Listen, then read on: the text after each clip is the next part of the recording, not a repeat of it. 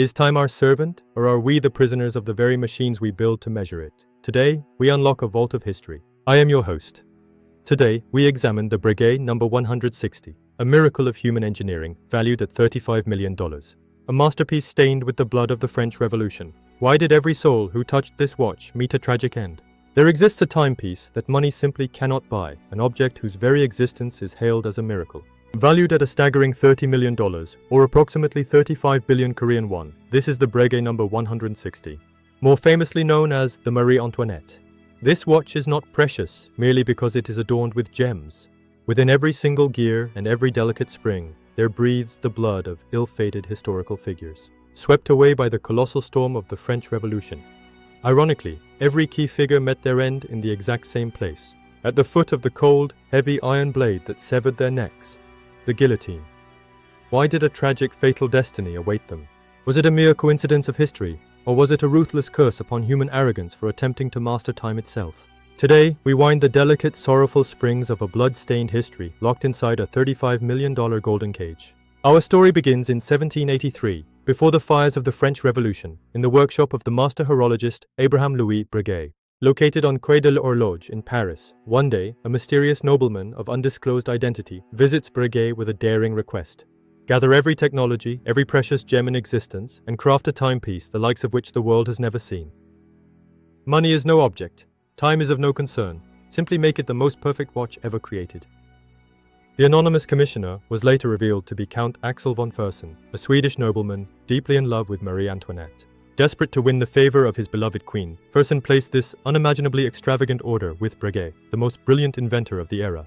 This seemingly impossible challenge set Breguet's heart racing. He resolved to pour every ounce of his watchmaking genius into it. It would feature a self-winding mechanism powered by the wearer's movement, a metallic thermometer and a minute repeater, and a cutting-edge tourbillon, a mechanism designed to defy the gravity-induced errors of timekeeping. It was a miniature cosmos. Yet, behind this beautifully lavish project, an invisible shadow of doom was slowly but surely creeping in. Part 2. The Ticking Countdown.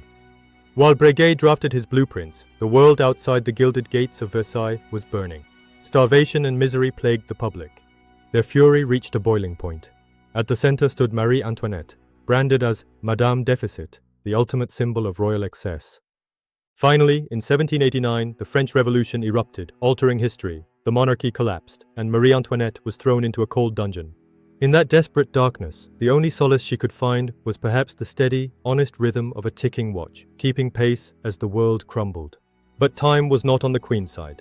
On October 16, 1793, at the Place de la Révolution, Marie Antoinette was led up the scaffold. Count Fersen, who had lovingly commissioned the masterpiece for her, could do nothing but weep in helpless agony from afar. As the cold blade of the guillotine fell, the Queen's life was cut short. She passed away without ever laying eyes on the watch.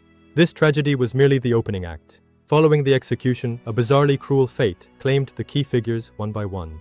First came the tragic end of Count Axel von Fersen in 1810. Surrounded by an angry mob, he was brutally beaten to death on the cobblestones. The master watchmaker, Breguet, found himself on the verge of the guillotine. He fled to Switzerland under the cover of night, his life spared, but his work halted. The masterpiece was finally completed in 1827, a staggering 44 years after the order was placed. But Breguet never saw it. It was born into a world where its commissioner, creator, and owner had all perished, a soulless monument of art without a master.